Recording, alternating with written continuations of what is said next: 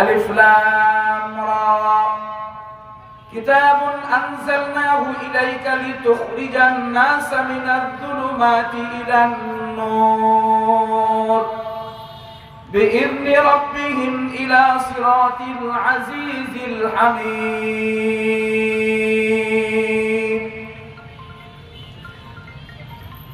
আল্লাহ পাক রব্বুল আলামিন ইরশাদ করেন, এই কোরআন নবী আপনার কাছে আমি নাযিল করেছি। এই কোরআন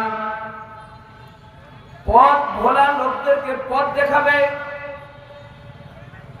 জান্নাত থেকে দূরে সরে পড়া লোকদেরকে জান্নাতের দিকে নিয়ে যাবে, অমঙ্গলের পথ থেকে মঙ্গলের পথে নিয়ে যাবে, তথা জাহান্নামের পথ থেকে তাদের জান্নাতের দিকে নিয়ে যাবে।